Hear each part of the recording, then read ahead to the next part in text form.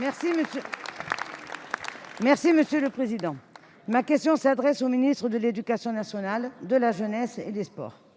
Les élections locales sont traditionnellement celles de la proximité, celles qui mobilisent. Pourtant, le taux d'abstention aux récentes élections départementales et régionales s'est accentué de manière alarmante. Chez les jeunes, près de 9 sur 10 ont boudé les urnes lors du premier tour, avec un taux d'abstention de 87% pour les 18-24 ans. Cela n'a pas été mieux pour le second tour.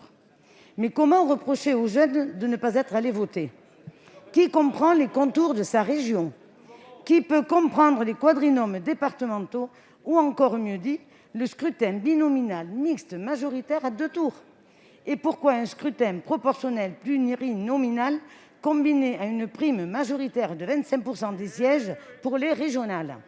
Pourquoi on fait faire simple quand on peut faire compliqué ?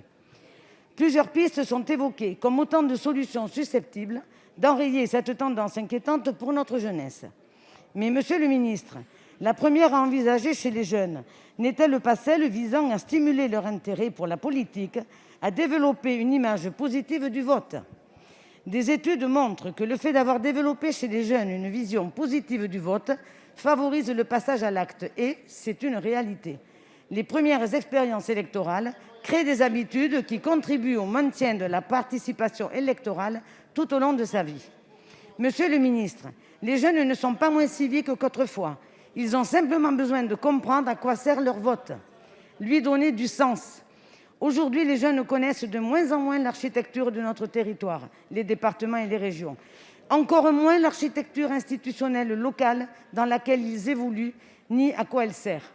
Aussi, monsieur le ministre, pouvez-vous nous indiquer si vous entendez, au sein de l'école, familiariser davantage les jeunes à la vie politique et ainsi favoriser le sens du vote ? Merci, madame la députée. La parole est à monsieur Jean-Michel Blanquer, ministre de l'Éducation nationale, de la jeunesse et des sports.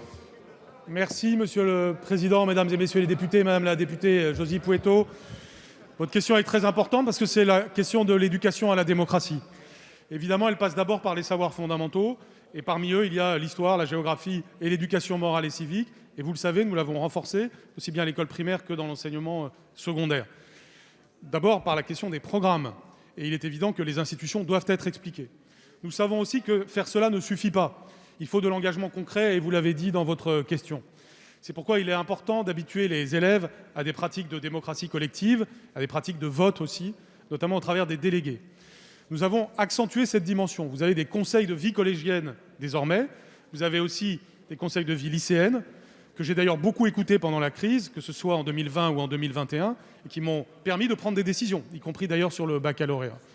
Et je souligne d'ailleurs à quel point ces collégiens et ces lycéens engagés contribuent à la décision collective d'une manière rationnelle et qui les prépare à être des citoyens. Nous avons pris une mesure majeure il y a 2 ans en créant les éco-délégués. Ils sont aujourd'hui 250 000 en France. C'est-à-dire que normalement, dans toute classe, de tout collège et de tout lycée de France, vous avez des délégués responsables des enjeux environnementaux, notamment de l'établissement et autour de l'établissement. C'est évidemment une initiation à la citoyenneté extrêmement forte, et notamment aux enjeux du développement durable. De même, toujours sur les questions du développement durable, sur la base de la loi présentée par Barbara Pompili, nous avons créé aussi le fait que les sujets environnementaux sont désormais traités dans les conseils d'éducation et d'environnement justement de chaque établissement. Il y a donc un déploiement de l'engagement des élèves. Ce n'est pas un point fort au départ du système français. D'autres pays, mieux que nous, réussissent cet engagement pour l'intérêt général des élèves. Il y a donc encore de nouvelles pistes, dans la lignée d'ailleurs de ce que nous avons fait pour le service national universel. Et ces nouvelles pistes seront toujours des pistes d'engagement dès l'âge du collège, au travers de différentes initiatives que nous prenons. Et je tiens à saluer ce que nous avons fait il y a 2 semaines avec le Parlement des enfants, qui est tout à fait typique des concours et des initiatives que nous prenons en matière d'engagement. Je vous remercie. Merci, monsieur le ministre.